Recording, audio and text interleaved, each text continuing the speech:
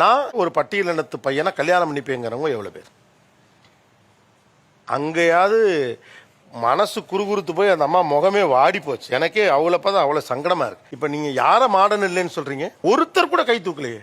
வீட்டில் ஒத்துக்க மாட்டாங்க. கிராமத்தை விட்டு வெளியில வந்துடணும்னு சொல்றீங்கல்ல, ஏன் ஜாதியிலேருந்து வெளியில வர மாட்டேங்கிறீங்க? குறைஞ்சபட்சம் இந்த பக்கம் ஒரு எத்தனிப்பு இருந்தது, ஒரு தவிப்பு இருந்தது, ஒரு குற்ற உணர்வு இருந்தது. ஒண்ணுமே இல்லைங்க. நாங்க வேணான்லாம் சொல்லல சார். இப்ப சமூகம் என்ன சொல்லும்? இப்ப பேசுறீங்க சமூகத்தை பத்தி. இதுக்கு முன்னால சமூகத்துக்கு எதிராகவே தான் நீங்க பேசுனீங்க. என்ன சொன்னீங்க? சமூகம் தானே கேட்டுச்சு குழந்தை பெத்துக்கிறத பத்தி. ஆமா சார். அது தப்புன்னு சொன்னீங்கல்ல. இப்பயே அந்த சமூகத்தை பத்தி கவலைப்படுறீங்க. நீங்க ஊர்ல இருக்க உங்களுக்கு பழைய ஆளு, அவனுக்கு எல்லாம் மாடர்னிட்டி இல்ல, அவங்களாம் ரொம்ப பிற்போக்குவாதிகள்னு சொன்னீங்கல்ல. நீங்க யாரு? சின்னதுல இருந்தே வந்து அப்படியே சொல்லி வளர்த்துட்டாங்க சார். உண்மை அதுதான் சார். டக்குன்னு சின்னதுல இருந்து அல்ல 5 மணிக்கு எந்திரி, இந்த ட்ரெஸ் எல்லாம் போடக்கூடாது, மாமியார் பேச்சத்தான் கேட்கணும், போற இடத்துல என் பேரை காப்பாத்தணும், அவங்க முன்ன பின்ன இருந்தாலும் அனுசரிச்சு போகணும்னு தானே சொன்னாங்க. அது எல்லாத்தையும் உடைச்சாச்சுல. அப்புறம் இதை மட்டும் ஏன் உடைக்க கூடாது? உடைக்கணும் சார், கண்டிப்பா உடைக்கணும். நீங்க கிராமத்துல இப்ப வெளியில வந்துருங்க, எல்லாரும் நகரத்து பையனை கட்டிக்கலாம். ஆனா இதே தாட்டோட தான் நீங்க இருக்க போறீங்கன்னா நகரம் என்ன கிராமம் என்ன? காசு கொடுத்தா என்ன வேணாலும் பேசுவானுங்க இந்த ஊடகத்தில் வேலை செய்கிறவனுங்க. இந்த நீயானா கோபிநாத் பெரிய வெங்காயமாட்ட ஒரு கேள்வி கேட்குறாரு பாருங்க. பட்டியலினத்த பசங்களை வந்து ஏன் நம்ம தமிழர் ஜாதி பொண்ணுங்க கல்யாணம் பண்ணிக்க கூடாது, ஜாதியை விட்டு வெளியே வாங்கன்னு அந்த நீயானா கோபிநாத் கிட்ட நான் ஒரே ஒரு கேள்வி கேட்குறேன். இதுக்கு என்ன சார் பதில்? ஜாதியை விட்டு ஒழிக்கன்னு சொல்கிற நீங்கள் உங்கள் அப்பா இறந்ததற்கு கண்ணீர் அஞ்சலி போஸ்டர் எதுக்கு சார் செட்டியார்னு விட்டுறீங்க? முதல்ல நீங்கள் ஒழிச்சிட்டு வாங்க சார். உங்கள் ஜாதி செட்டியார் ஜாதியை முற்றிலும் ஒழிச்சிட்டு வந்துட்டு அப்புறம் தமிழன் ஜாதிக்கு வந்து அட்வைஸ் கொடுங்க. பட்டியல் இனத்து பசங்களை வந்து எங்கள் தமிழர் ஜாதி பொண்ணுங்க கட்டணும்னு ஏன் சார் நீங்கள் கத்தி கதறீங்க? இதெல்லாம் நம்ம மாற்றணும்னு நினச்சிங்கன்னா நீங்கள் ஒரு காணொளி போட்டு உங்கள் பொண்ணையும் பக்கத்தில் உட்கார வச்சு அந்த காணொளி மூலமாக உலகத்துக்கு சொல்லுங்கள், நான் என் பொண்ணை திருமணம் செஞ்சு வைக்கணும்னு நினச்சேன்னா கண்டிப்பாக ஒரு பட்டியலின பையனுக்கு தான் திருமணம் செஞ்சு வைப்பேன்னு சொல்லிட்டு நீங்கள் ஒரு வாக்குமூலம் கொடுங்க. உங்கள் பொண்ணையும் அதையே பேச சொல்லுங்கள். அதுக்கப்புறம் வந்து நீங்கள் இந்த மீடியாலெல்லாம் வந்து மக்களுக்கு வந்து இதை பற்றிலாம் பேசலாம். சரிங்களா? தமிழர்களை கெடுத்து குட்டிச்சவராக்கிறதே ஊடகம் தான்.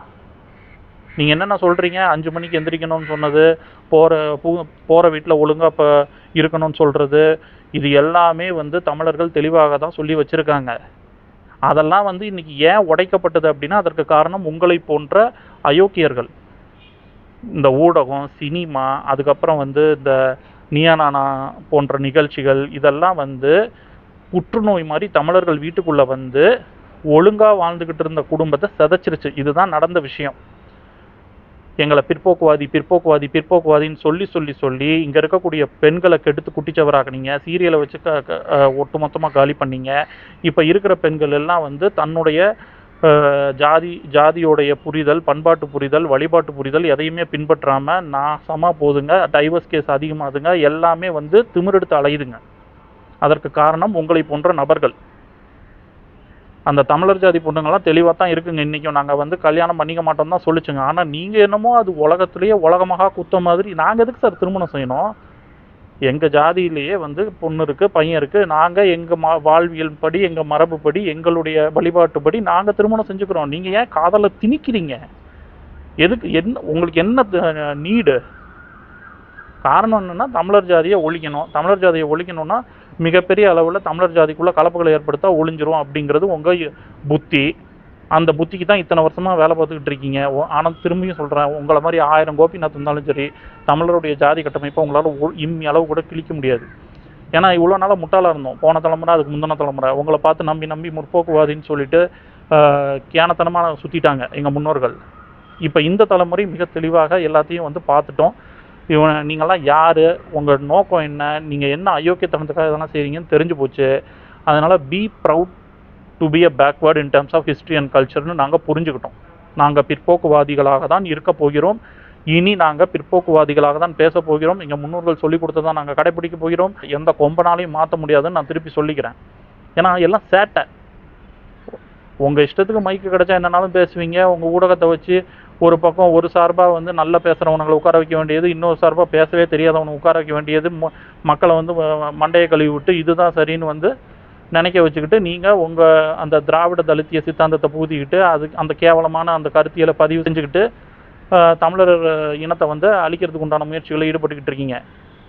இனியும் சொல்கிறேன், உங்களால் ஒன்றும் கிழிக்க முடியாது. ஏன்னா எங்கள் ஆளுங்க முன்னோர்கள் முட்டாளாக இருக்கும்போதே ஒன்றும் கிழிக்க முடியல. இப்போ இந்த தலைமுறை மிக வீரியமாக ஜாதினா என்ன, ஜாதிய புரிதல்னா என்ன, ஜாதிய உரிமைனா என்ன, ஜாதிய பற்றுனா என்ன எல்லாமே தெரிஞ்சுக்க ஆரம்பிச்சிட்டோம். இனி எத்தனை நிகழ்ச்சிகள் நீங்கள் வந்து ஒப்பாரி வச்சாலும் காரி துப்பிட்டு போயிட்டே இருப்போம். இனியும் எங்கள் தமிழர் ஜாதி பொண்ணுங்களெல்லாம் கூப்பிட்டு இந்த மாதிரிலாம் நிகழ்ச்சி நடத்திங்கன்னா அந்த நிகழ்ச்சியிலேயே வந்து எங்கள் வீட்டு பொண்ணுங்கள்லாம் இந்த மாதிரி கேள்வி கேட்டிங்கன்னா காரி துப்போம். நன்றி.